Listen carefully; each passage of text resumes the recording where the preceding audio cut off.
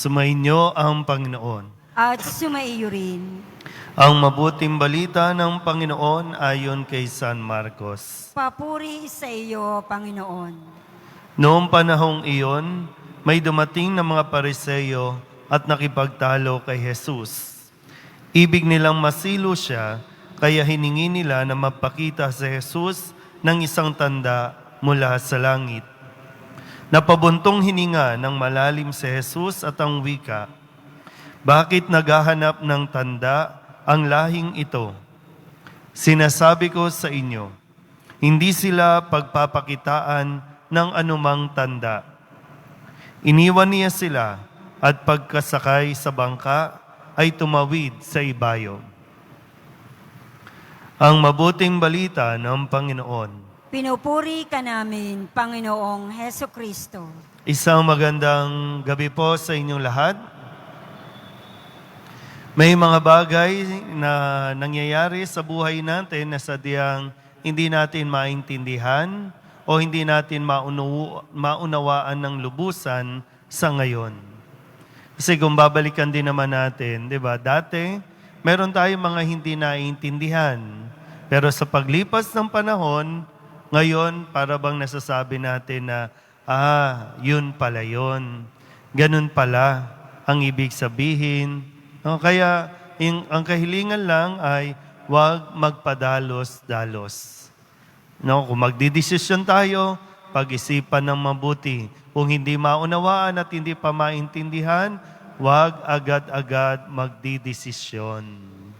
Lalo tigit kung may mga tao sa buhay natin na sadyang naririyan para tayo subukin.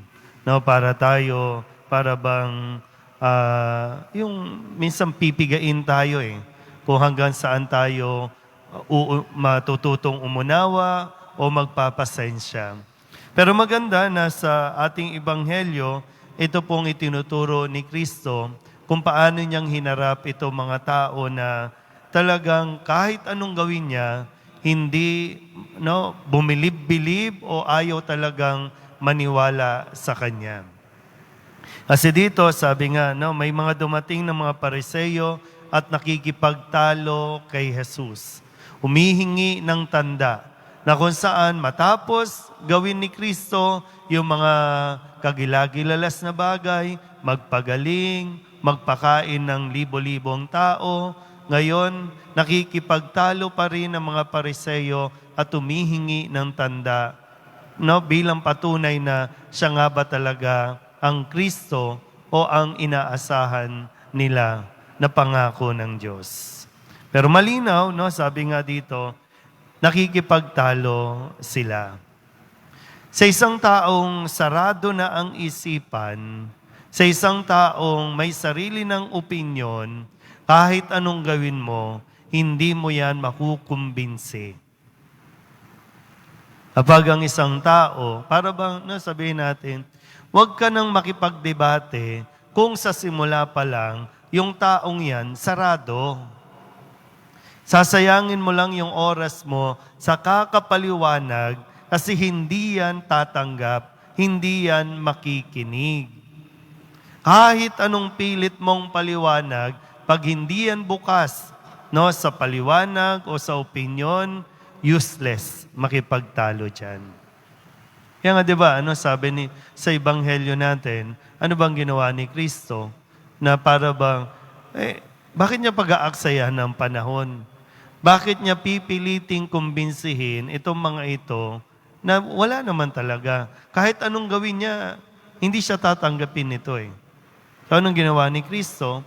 Iniwan niya na lang, umalis na lang siya dito. Bakit ba? Kailangan pa ba niyang patunayan ang sarili niya? Kahit nga, sabi ko, kahit anong gawin niyang patunay, hindi tatanggapin. Magandang pagnilayan ito kasi nga, baka tayo din, pilit nating gustuhin na magustuhan tayo ng tao, kaya kahit ano na lang ginagawa natin, ma-please lang natin, yung ibang tao, matuwa lang sa atin yung ibang tao, na minsan nagmumukha ka ng tanga, gumagawa ka na ng mali, para lamang makuha mo yung atensyon no, at no, yung kumpiyansa ng iba para sa iyo, wag na. Baka hindi naman worth it, no? Na pag-aksayahan mo sila ng panahon.